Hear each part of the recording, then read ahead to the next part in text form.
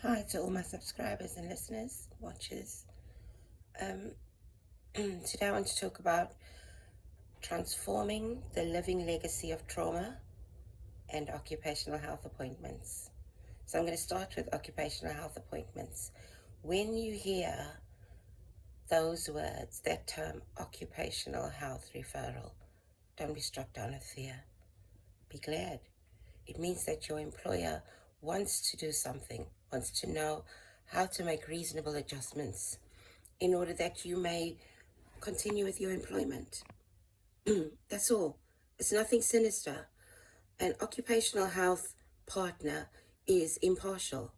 So they will read the referral, they will talk to you, they will listen to you, and they'll make recommendations. That's all. It sounds scary, but as a line manager, I've done occupational health referrals, and that's the reason I know that they are meant to be supportive. And so that's why I asked my line manager 3 times, can you do an occupational health referral for me, please? You need to know what reasonable adjustments you need to be making for me. And I just had my second in this employment occupational health appointment today, and I think it went swimmingly. I love the recommendations that the doctor's going to make. And yes, it's a medical professional who you talk to, who listens to you, who can read between the lines of your employer's referral. And the one that I spoke to today said to me, look, I've had some referrals where they were just, they were just following what they were supposed to do, but they weren't really interested. Your line manager obviously cares. And I said, yes, I know he does. She said, your line manager obviously wants you back in employment. And of course he does. I'm a fantastic employee. Okay? So, occupational health referrals, yes. Fear, no. Now,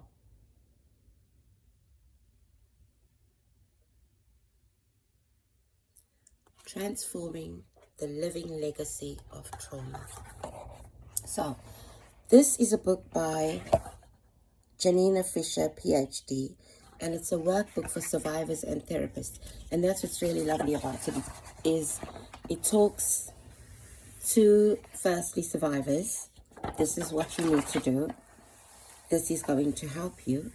And then it talks to therapists. This is how you should work through this workbook with your client or your patient. So chapter 1 is the living legacy of trauma, but the first chapter actually is trauma survivors, how to use this book. So I had my first first therapy appointment on Thursday, as I said, and she told me about this book. She showed it to me, her well-thumbed book, and she said, get it if you want to. She said it will help you as a counselor, and it will help you as a survivor of trauma. So, I'll tell you what it says for survivors. It says, take your time. You don't have to get an A. It was designed to be your ally in healing, not another pressure or burden or unachievable goal. Do more of what speaks to you, but also give yourself permission to do less with the sections that are more difficult or less relevant. Not everything will be relevant to you. But also be curious. If you have a strong negative reaction, ask yourself why. Go back and look at it again. Try the worksheet again. Never push yourself or try too hard, but don't give up either, right? Then there's some advice for therapists, which I'm not going to read. But there's one key thing that I saw as I glanced at the book as I was paging through it, and it's how to use trauma as a stepping stone for learning skills. Now, the living legacy of trauma. If you've watched any of my other videos, you know that I am a survivor of trauma. But I'll tell you something. The first time I ever heard this sentence was in this book. What most people don't know is that a traumatic event is not over when it's over. You know that intrinsically, but nobody has ever said that to me. It's not over when it's over, even though we have successfully survived. And I wouldn't be here today if I hadn't survived. So, recognizing the living legacy of trauma is chapter 1. And the effects of trauma, it says, often endure for days, weeks, months, years, even decades. And that's why it's a living legacy. Now, you know, you get lovely legacies like relics about the past, a ring from your grandmother, a vase from your mother, a watch from your father. But a living legacy is not recognizable as an antique. Yet it's something that will stay with you long after that watch stops working, long after that ring stops shining, long after that vase is shattered. How does the living legacy of trauma manifest? It manifests in intense physical, perceptual, and emotional reactions to everyday things. Now, these implicit memories, they keep bringing the trauma alive in our bodies and our emotions again and again, often many times a day, and they can be triggered, they can be reactivated in day-to-day life by simple things, by harmless reminders, there's a minefield of potential triggers that can be tripped up by the simplest daily task, like waking up, brushing your teeth, eating breakfast, taking a shower, going to work, going to school. Our bodies tense up, our hearts pound, we see horrifying images, we feel a sudden wave of fear, pain, rage, shame. We lose the capacity to speak. Me, who talks incessantly, and sometimes I am sometimes struck dumb. I did talk about that in one of my recent videos. Now, when these implicit memories are triggered by landmines, we re-experience the sense of threat, danger, humiliation, or impulses to flee that we experienced at the time of the traumatic event, even if we have no conscious memory of what happened. I'm going to show you the 2 worksheets that I did. First, so I'm just going to have to turn the camera around. Bear with me just a moment. Okay, I want to do this properly. Oh, I can't turn the camera around, so I'm going to have to pick up the book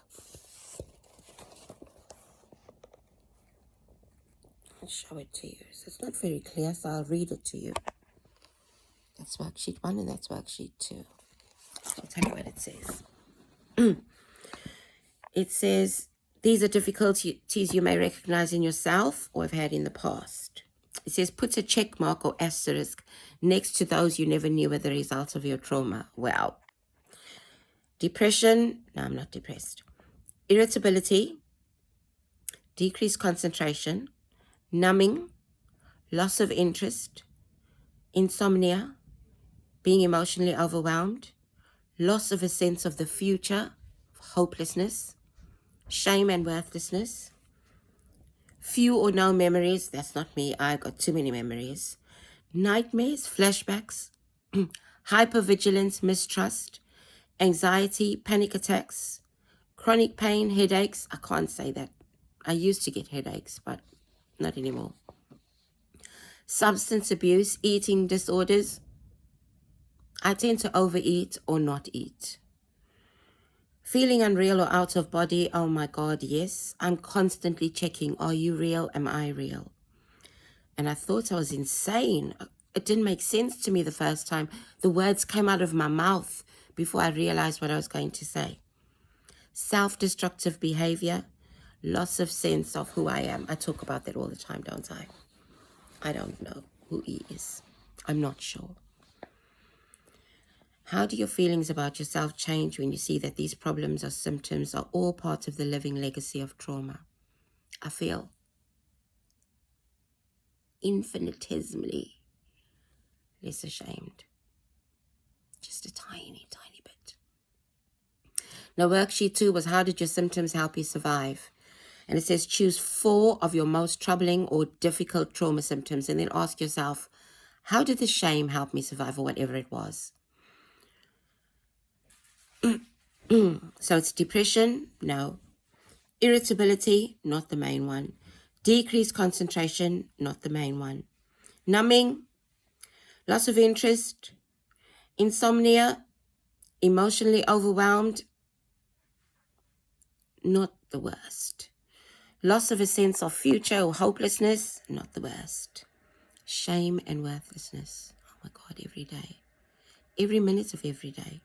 Few or no memories, no. Nightmares, flashbacks, yes, but not to the extent of the others.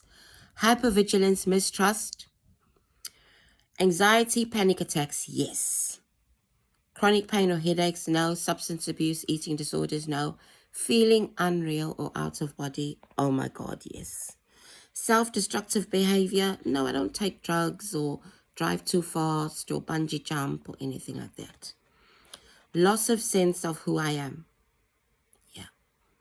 So those 4, shame and worthlessness, anxiety, panic attacks, feeling unreal or out of body, loss of sense of who I am. That's my symptoms that helped me to survive. How? I don't know. I don't know what it would have been like if I had not had a sense of shame and worthlessness, if I had never had anxiety, if I'd never felt unreal or out of body, if I'd never lost a sense of who I am. I've no idea who I would be. I can't imagine a life without feeling ashamed and worthless. So the book advises you to go and fill in those worksheets as you feel you can while going through the workbook. So that's what I did. Now, I just want to tell you about 2 experiences that are in this book. Here's one example. Brianna reported to her therapist that the depression had been much worse in the past 2 weeks because the weather had been so cold. Curious, her therapist asked, what did cold weather mean to you when you were a child? And she said, this is what she recalled. Where I grew up, cold weather meant snow and ice. It meant we were trapped in the house with my mother. We couldn't go out. There was no way to get away from her. Is that why I get so depressed in the winter? Brianna's mother was an abusive alcoholic, and it was not safe for any of the children to be trapped in the house with her. Years later, the coming of winter every year triggered hopelessness and depression, the feeling memories connected to Brianna's childhood experience.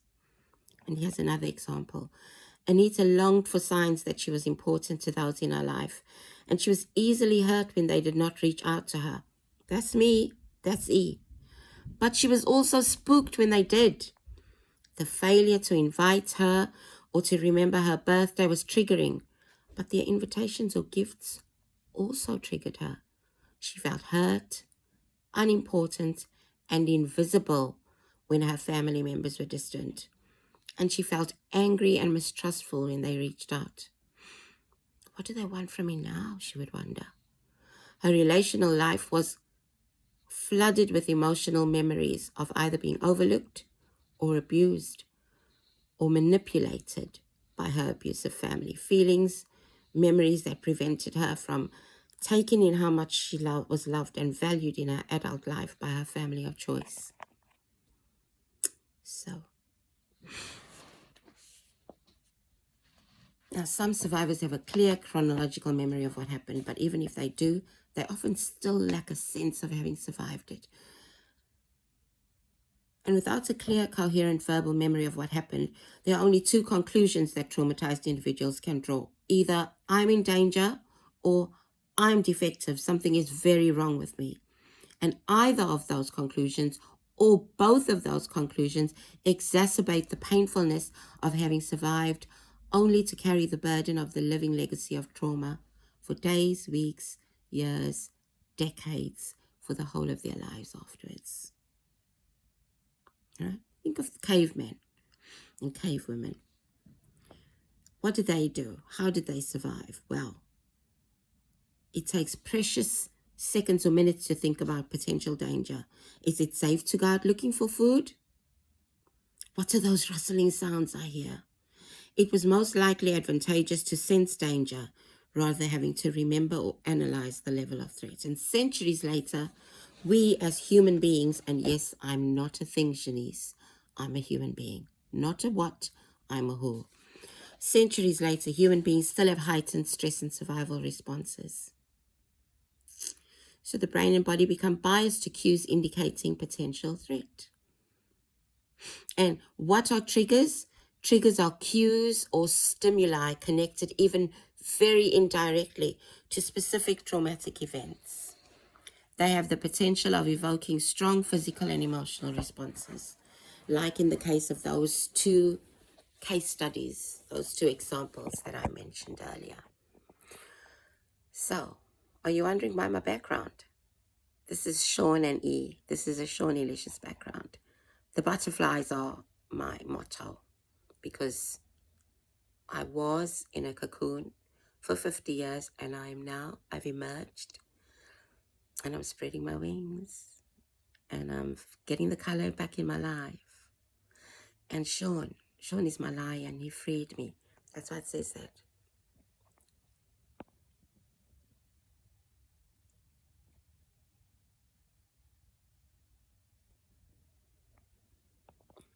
Sean, my lion, you freed me.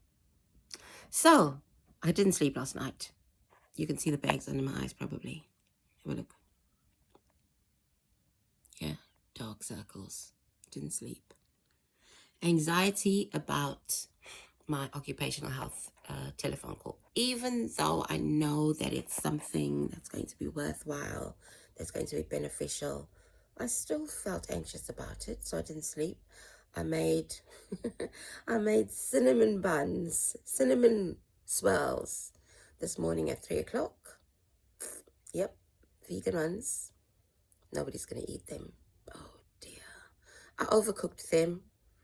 I might have a go at cooking more if I can convince Sam to go and buy me some Philadelphia and icing sugar. Yum. Then I'll make them for real. Last night I used substitutes for almost everything except the flour. I didn't use brown sugar, I used white sugar. I didn't use icing sugar, I used normal white sugar, granulated sugar. Yeah, I just wanted to do something. And Sean was asleep, boring guy, because he had to go to work tomorrow, bless him. He had to go to work today. We watched a movie. I watched a documentary on Channel 4. I can't remember what it was called. I'll put it in the comments below when I find it. I realized how lucky I am. It was about this 31-year-old woman whose father started sexually assaulting her when she was 2 and stopped when she was 18. And he made excuses like she straddled me and I knew she was sexually aroused. But I'm not a pedophile because I don't watch kiddie porn. It was sickening. It was enlightening. And it made me feel empathy for her, but better for myself. Like you know how terrible it is when you have a miscarriage and someone says, at least you can fall pregnant? Oh, God, I hated that. Yeah, I felt like that. I feel so guilty that I thought, oh, at least it wasn't for 16 years. It wasn't. It was for 6 years, and then half an hour, and then 2 hours. That's what it was for me. So, yay for me. And I'm sorry for her. She met with the police, man and woman who investigated her case. They told her the excuses her father made. So that's when he said, yeah, I did, honestly. She was a sexual child even at 2, for fuck's sake. And she met with a former head teacher, and she said to him, 1 in 20 children has been sexually abused. And that means 3 out of every 2 classes that you have. And he said, that means 20 children in my school have been sexually abused. And she said, yeah. And he said, maybe not. Maybe it was the case then. And she said, no, it's never been more or less. It's just that people talk about it more. People are more open about it now. My mother's story is not mine to tell, but it was definitely not spoken about when she was a child. But her experience was, my grandmother said to my grandfather, what the fuck am I here for? What a fucking terrible mother. So then my mother didn't grow up to be a better mother. No. She didn't learn from her mother's mistakes. I think I did. I think I could give myself a pat on the back. Hang on. Because I did. I learned from my mother's mistakes. Some of them. I'm still learning. You can hear someone walking around. It's my 14-year-old Sam. He's not at school because he's home educated, and that's a story for another day. Oh my God. Anyway, thank you for listening. He out. Love and light.